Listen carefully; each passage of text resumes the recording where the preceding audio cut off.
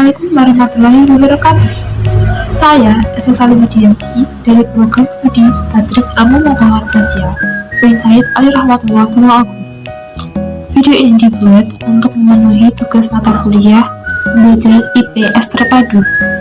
Pada video ini, saya akan membahas teori masuknya agama Hindu-Buddha ke Indonesia. Untuk lebih mengetahui tentang materi tersebut, mari simak pembahasan berikut ini.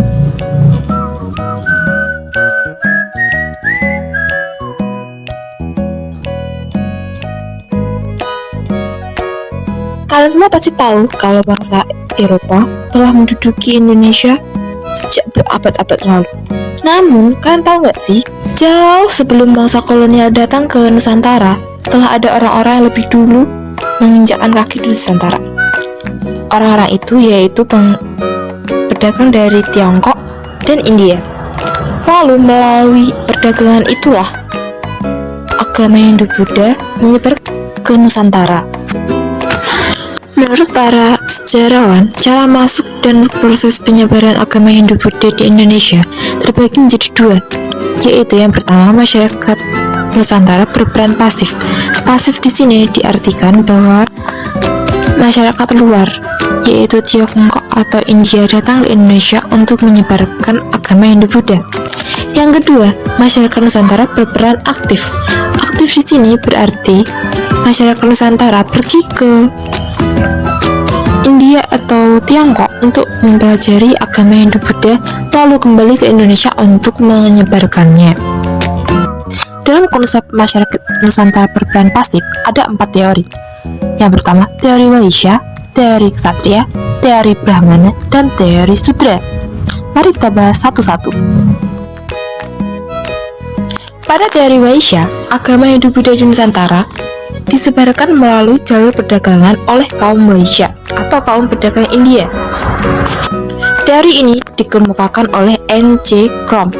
Beliau berpendapat bahwa para pedagang India pada zaman itu pergi ke Indonesia menggunakan jalur laut yang sangat bergantung pada angin. Jadi ketika mereka menunggu jadwal kembali ke India, mereka menetap di Nusantara dan berinteraksi dengan masyarakat lokal. Dalam proses interaksi tersebut, terjadi pertukaran budaya. Teori Ksatria dikemukakan oleh C. Berg dan C. Simmons. Keduanya berpendapat bahwa pembawa dan penyebar agama Hindu-Buddha di Nusantara adalah kaum Ksatria atau bangsawan. Pada zaman masuknya agama Hindu-Buddha ke Nusantara, di daratan Cina dan India sedang terjadi perang saudara. Lalu, raja-raja yang kalah dalam peperangan memutuskan untuk melarikan diri ke Nusantara.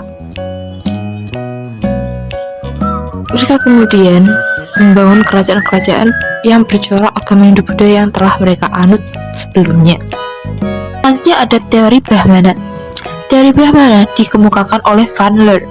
Ia berpendapat bahwa agama Hindu dibawa oleh kaum Brahmana yang berhak dan mampu mempelajari kitab Weda. Kedatangan mereka ke Nusantara diduga karena diundangan oleh penguasa lokal yang tertarik dengan agama Hindu. Sebelum meninggalkan Nusantara, para Brahmana meninggalkan kitab Weda untuk para penguasa lokal. Namun, teori ini memiliki kelemahan. Yang pertama, para raja tidak mungkin bisa mengerti isi kitab Weda jika tanpa bimbingan para Brahmana. Alasan yang kedua, menurut ajaran Hindu kuno, kaum Brahmana dilarang menyeberangi lautan, apalagi meninggalkan tanah airnya. Yang terakhir adalah teori Sudra. Teori Sudra dikemukakan oleh Van Faber.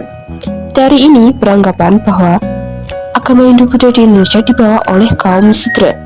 Menurut Faber, kaum Sudra menginginkan kehidupan yang lebih baik dengan pergi keluar India, salah satunya pergi ke Indonesia. Selain itu, kaum Sudra keluar dari India dan datang ke Indonesia dengan tujuan untuk mendapatkan kedudukan dan lebih dihargai.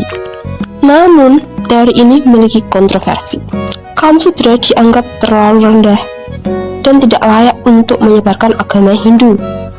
Dalam konsep masyarakat Nusantara berperan aktif, ada teori arus balik.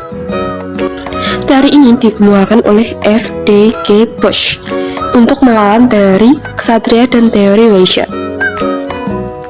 Bush berpendapat bahwa masyarakat Indonesia memiliki peran untuk menyebarkan agama Hindu dan Buddha. Interaksi masyarakat Indonesia dan India membuat mereka belajar agama Hindu Buddha di suatu tempat yang disebut Sangha. Setelah mempelajari Sanskerta, budaya tulis, dan kitab suci sastra, masyarakat Indonesia memperdalam ilmu ajaran agama Hindu Buddha ke India. Lalu mereka kembali ke Indonesia untuk mengembangkan dan mengajarkan agama dan kebudayaan Hindu Buddha di Indonesia.